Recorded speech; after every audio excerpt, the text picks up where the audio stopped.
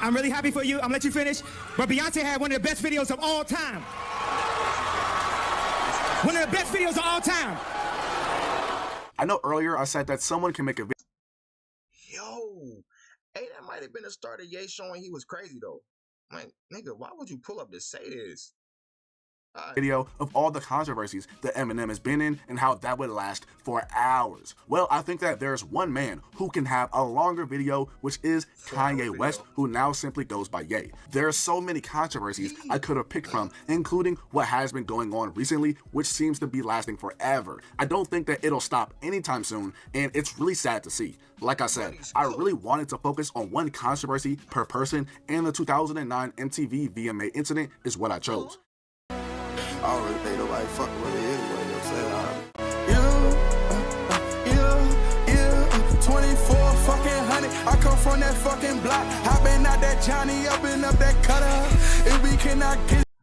Welcome back. We're back with another reaction video. Today we're reacting to a Clap Cancun video. The most controversial moments in rap history. Explain. We're gonna get right into it, man.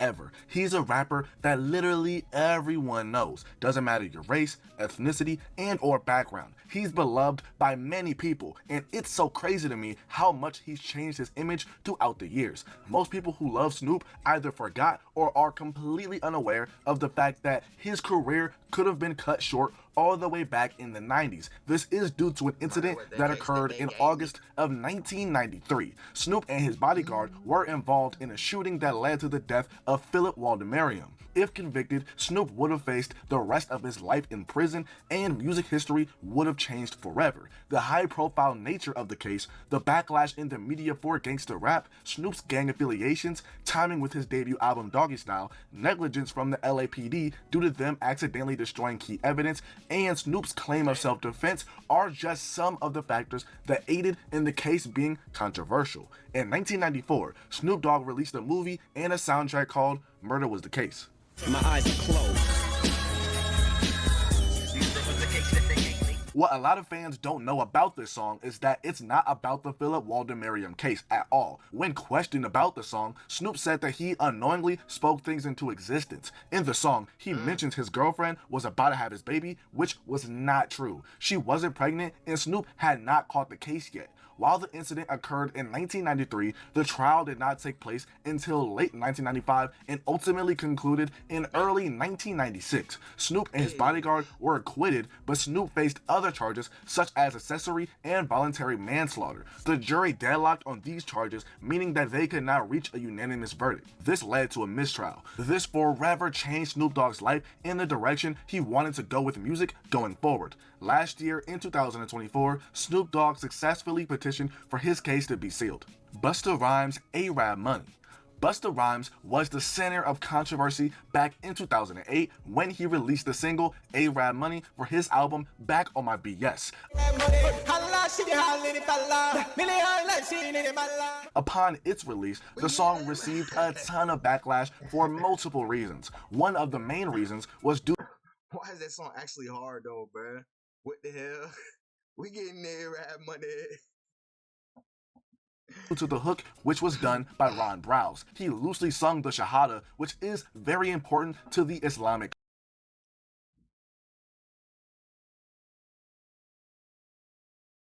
Oh, bro, he bugging, bro. He got niggas singing this song and they Christian, bro. What's up with you, bro?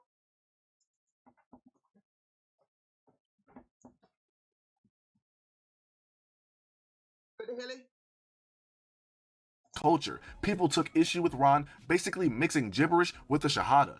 DJs were suspended for playing the song, and some stations outright refused to play it. Busta ultimately made 3 different versions of the song, which included 2 remixes. In other versions, Busta changed the hook. Busta was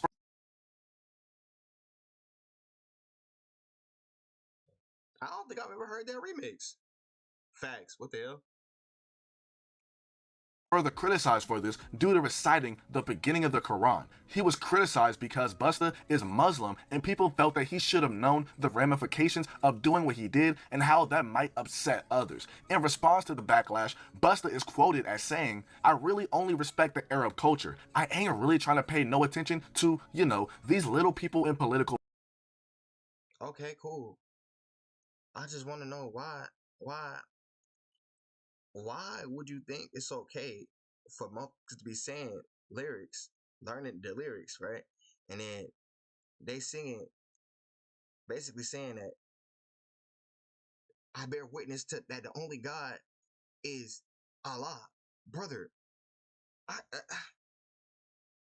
just did some sacrilegious, and I ain't even know. Like, bro, what's wrong with you? Why would you say that? I got respect for every culture, but this nigga wilding. Why would you? Like, I'm not about to. I can't send A-Rap money no more, gang. Then again, I never knew the lyrics. I just only knew the A-Rap money part. So that's not that crazy, but like, brother, what the hell? Positions and executive positions that ain't Arab culture oriented people, because a lot of the times, what are you really showing all of this concern for? One person who took issue with Busta was an Iraqi Canadian rapper named The Narcissist. It's represent us in Dubai. It ain't Arab money. It's called Arab money. There's a video on So this Arab money? Arab. Arab actually sounds better than Arab anyway. Arab money. Vlad TV all the way back in 2009, where The Narcissist, now known as Narcy, explains the full situation and why he took issue with the track. Most people probably remember the song from GTA 4 due to Yusuf. Let me know down in the comments how you feel about the song, whether you think it was offensive or not. The death of Tupac and Biggie. Biggie and Tupac are without a doubt two of the biggest rappers ever. Their feud in the 90s during the media-driven East Coast, West Coast forever linked the two together. Aside from being two of the biggest rappers ever, they also have two of the biggest unsolved cases in rap history. It's believed by many that their cases are linked together. If you solve one, then there's a good chance you can solve the other. The reason why people believe this is because there's theories of Biggie being taken out as a result of Tupac's death. In September of 1996, Tupac was gunned down in Las Vegas, Nevada after attending a Mike Tyson fight. After the fight, Tupac got into his own scuffle, which ultimately led to his death. Nearly 30 years later, his case still remains unsolved, even though we know who the four... Brother, if we know who did it, the case is solved. What the hell? Where the hell he on? I think Baby Lane's dead though, but the case is solved. Men who were in the car that fired shots at Tupac. 3 out of the 4 men are dead, with the sole survivor, Keefe D, finally being arrested in 2023 for his connection to the crime. His trial is currently scheduled for February of 2026. The reason why Tupac's death is controversial... Brother, that nigga not gonna make it to 2026. Bro, he like 90. Is due to being a high-profile case going unsolved for almost 30 years and the numerous conspiracy theories that came from it. Conspiracy theories such as Tupac faking his own death, the government being involved, Suge Knight being involved, Bad Boy Records being involved, etc. What we do know is that just 6 months after Tupac died, Biggie suffered the same fate, death as a result of a drive-by shooting. This occurred in Los Angeles, California in March of 1997.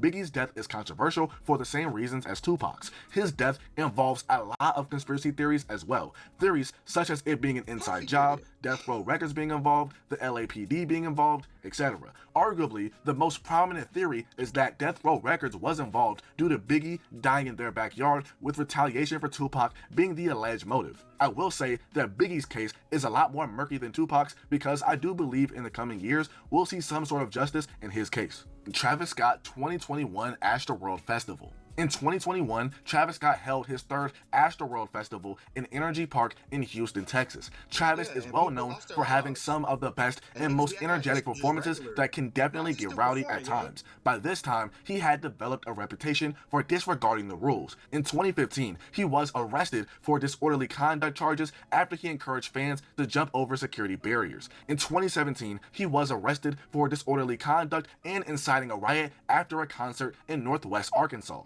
Also, in 2017, a fan fell from a balcony at one of his shows. The fall resulted in the fan becoming paralyzed as he blamed Travis for inciting the mayhem that led to him being pushed. There's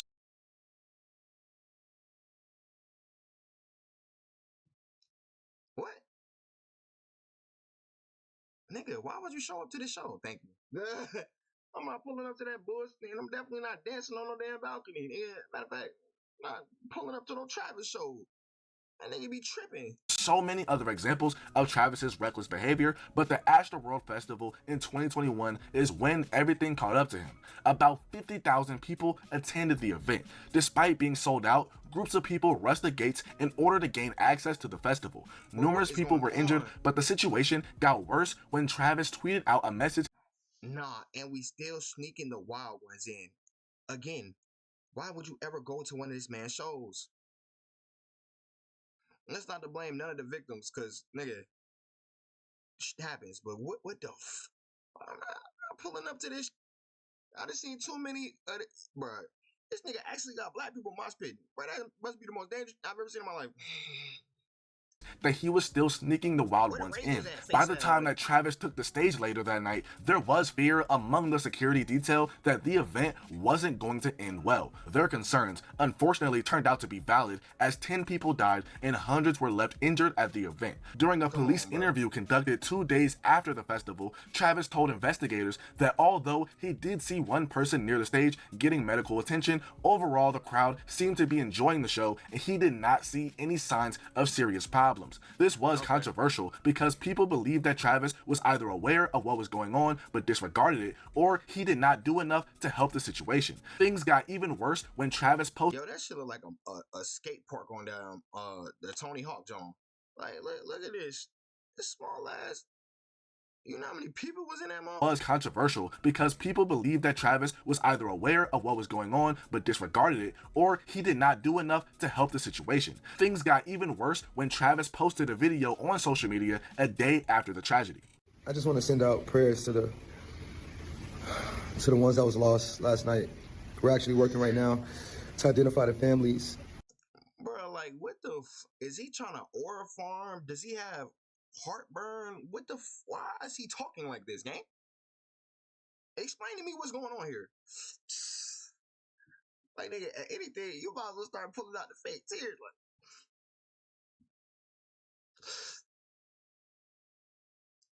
give me 10 minutes. Like, bro, you're supposed to pull up crying already.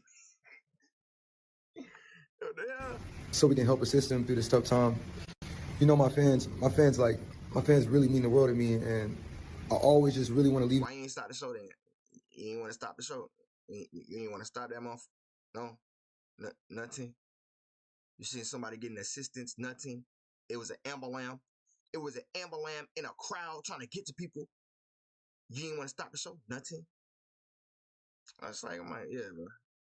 It's Travis. Them with a positive experience, and anytime I can make out, you know, anything that's going on, I stop the show and, help them get the help they need.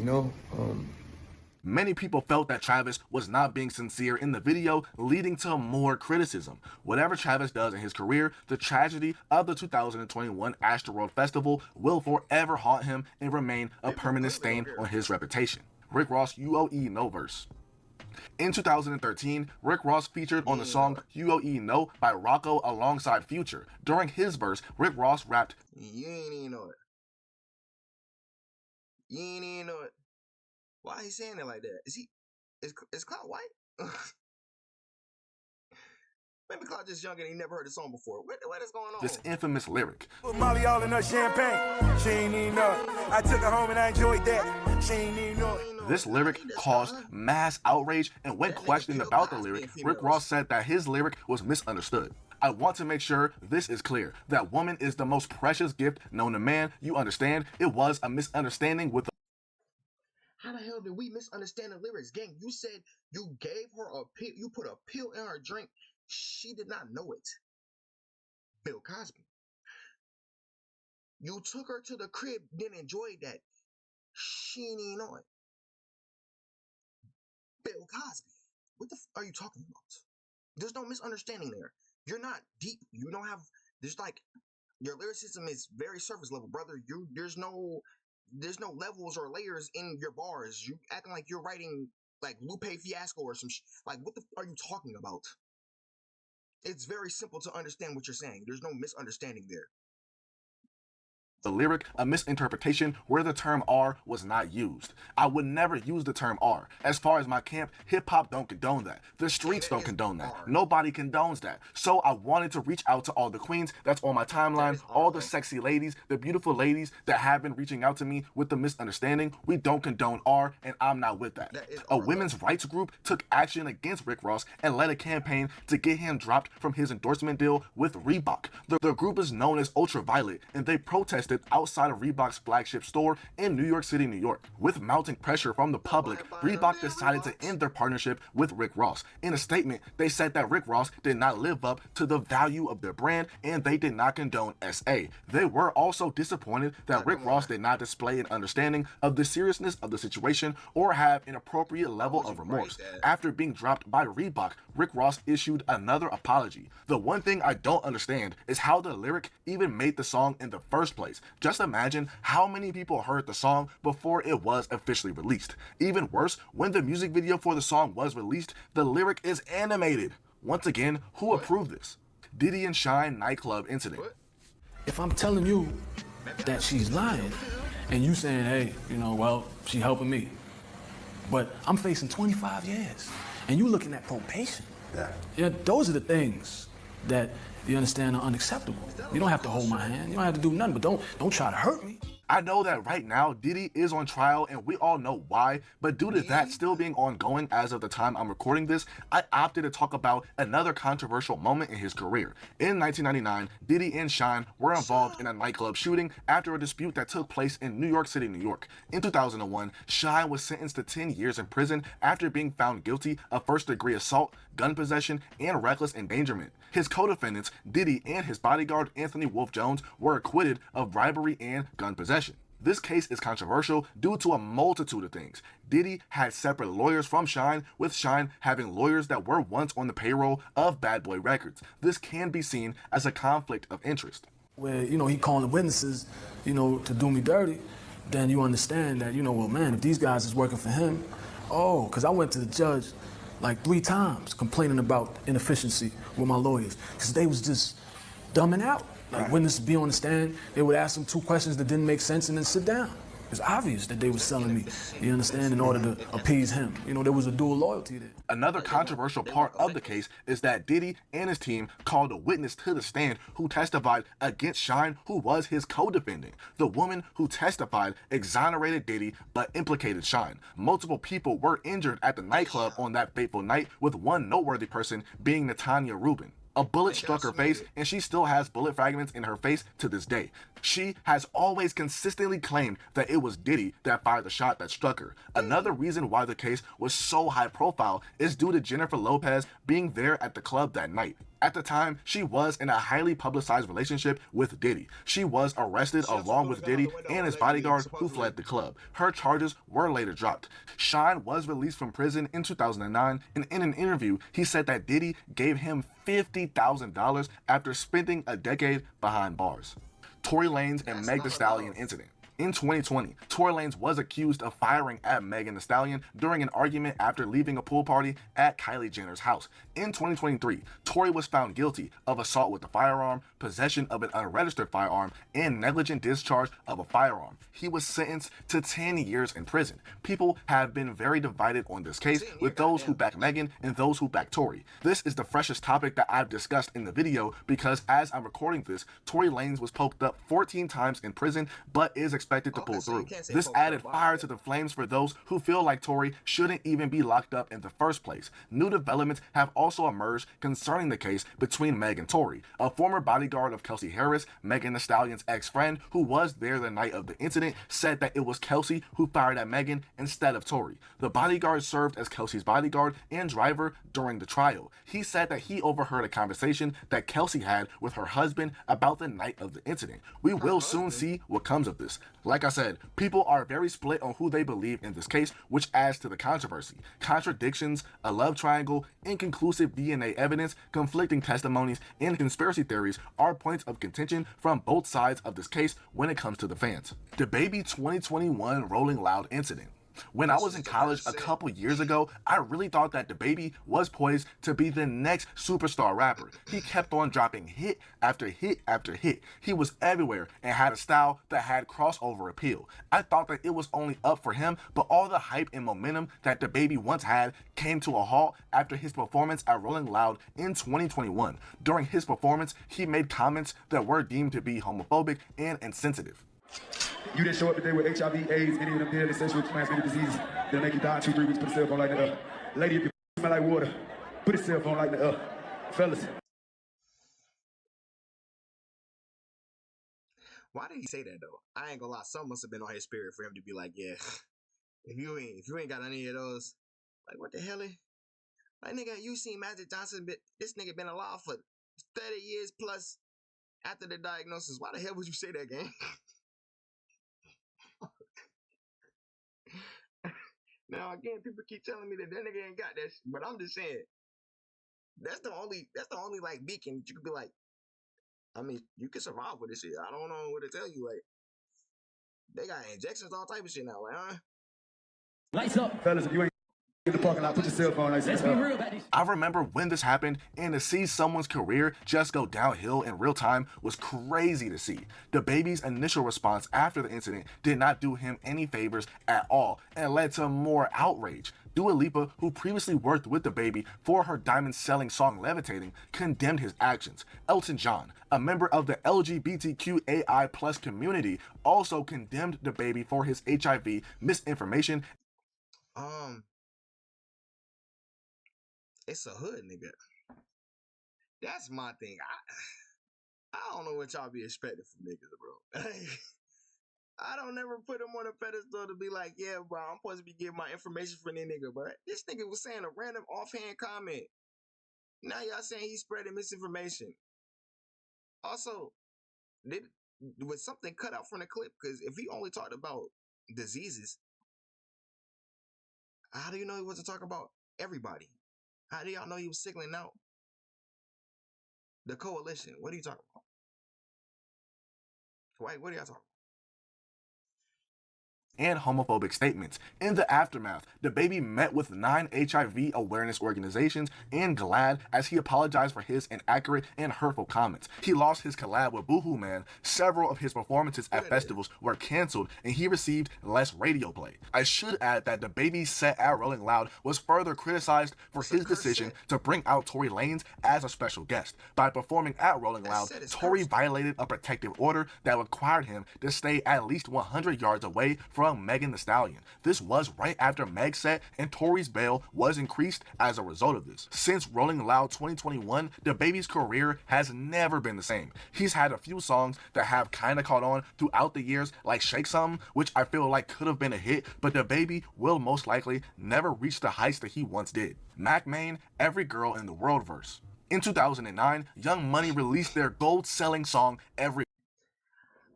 I like them butter pecan, Puerto Rican, and I remember that song. I'm telling you, I was a Young Money stan back then, bro. Like heavily on the Young Money. So I remember that whole verse. That nigga was wild. Hold on, bro. And he said, I kick Caterpillar. Yo, bro, hey, he's bugging, gang. Girl, which was the lead single to their debut album, We Are Young Money. The song peaked at number 10 on the Billboard Hot 100. While the song was a hit, it did not come without controversy. Mac Main, the president of Young Money Entertainment, rapped one of the most out-of-pocket verses of all time. His most infamous line was about... What he said, something about Molly Side? No, not at all. Hold on. I can't remember the whole lyrics no more. Damn, it been so long since I heard that fucking song, bro. Oh, Miley Cyrus. In about 3 years, holla at me, Miley Cyrus. I don't discriminate. No, not at all. Why this line drew so much controversy is because Miley Cyrus was 16 when the song was released and was 15 when the song was recorded. Mac Main telling Miley to holler at him in 3 years would make her 18 in 2010. I shouldn't have to explain why so many people wasn't Mac Main like 35 at the time, gang? Yo, you gotta be stopped. I'm just saying, what the hell is he talking about? were upset and disgusted at this line in particular, considering that Mac Main was around 25 years old when he did the song. I really thought that this would be the end of this section, but every girl and Mac Main's comments about Miley Cyrus resurfaced last year due to the Kendrick Lamar and Drake beef. During the battle, Kendrick Lamar rapped about Drake liking his girls young. When Mac Main reacted to Drake's song The Heart Part 6 via a tweet, people responded by calling him out for his past lyrics You're cooked, buddy. about Miley Cyrus. Then a bunch of his old tweets towards Miley resurfaced. Mac Main for president, Miley Cyrus for first lady. Ew. So my baby Miley went and got engaged on me. Wow. Miley and Record Ball video. Ew, nigga. You know when she was in that white fit? Bruh, stop. Please, for the love of God. Long as my Miley love me, yeah. Maybe he talking about Molly. Like, the party drug. What are we doing here? In about 3 years, holla at me, Miley Cyrus. Maybe I'm psychic. Wait, because in 3 years, she started doing, like, rapping. She started collabing with rappers and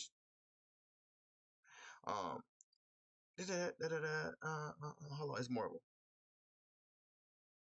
Christina Aguilera just stole my heart. Miley, don't be mad at me. It was just a moment. What the hell? So not everybody understands my love for Miley. Back off, sucker. She's mine. Mackie Ray Cyrus. Nigga, you gonna take her last name? What the hell? Y'all like Miley. The Miley. Hold on. Y'all like the Miley. I like that Miley. Oh, sh. I tried to shoot him bail, nigga. He said, I don't like Molly. I like Miley. Nigga, Cyrus, nigga. Hannah Montana. Happy birthday to my baby girl. My PYT, Miley Cyrus, holla at me.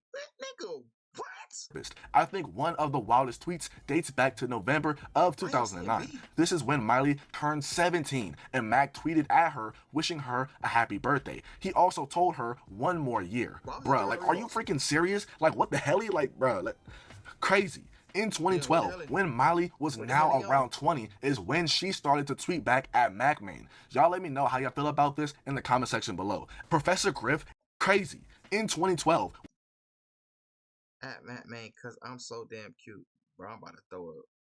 When Miley was now around 20 is when she started to tweet back at Mac Main. Y'all let me know how y'all feel about this in the comment section below. Professor Griff gets kicked from Public Enemy. Public Enemy is without a doubt one of the greatest rap groups of all time. Their music has stood the test of time and still remains relevant to this very day. During their prime, the group was no stranger to controversy due to their music and what they stood for. After the release of their sophomore album, It Takes a Nation of Millions to Hold Us Back, the group were embroiled in a major controversy that led to one of their members being kicked out. This member was Professor Griff, who is an integral part of Public Enemy. When questioned about his position in Public Enemy, Griff responded by saying that he held several positions. He was their tour manager for a time, the Minister of Information, leader of the Security of the First World, aka S1Ws, and much more. In 1989, during an interview, Professor Griff was questioned about the books that he carried with him. Professor Griff was interviewed by a black man and he proceeded to ask him about what he was reading.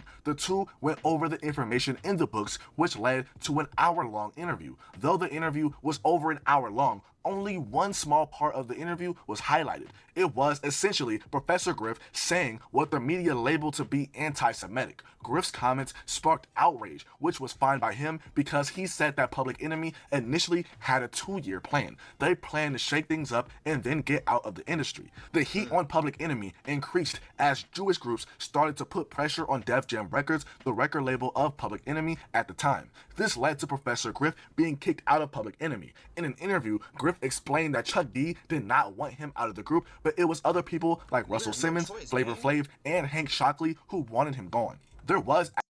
Okay. Now, I'm about to go watch a Public Enemy documentary, because what the...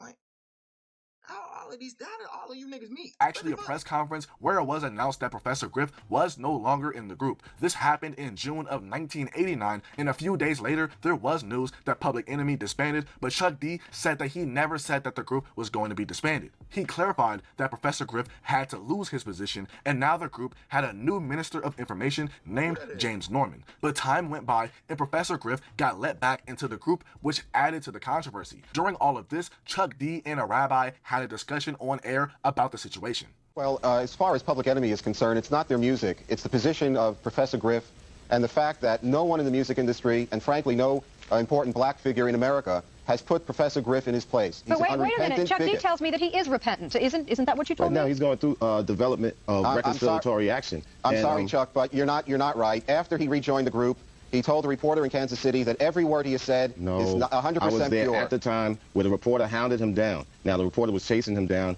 and what he said, Griff told me himself, and I was right there, and I did not hear that at all.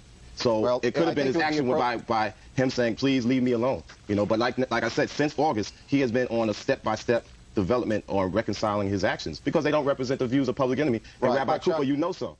Though Professor Griff was brought back, he eventually left the group again. Thank you to everyone who made it to the end. I really appreciate all the... Goddamn. Now I gotta go do some research, bruh. Russell Simmons was in the group. What the hell is going on? I seen the video. Make sure I like, comment, subscribe, share the video, share your thoughts on the video in the comment section below. Hit the notification bell so you can stay up to date when I drop videos on this channel. I'll catch you on the next one. Stay safe, y'all. Like, bro, Flavor Flav. Baby, slide by to my mausoleum. She got sushi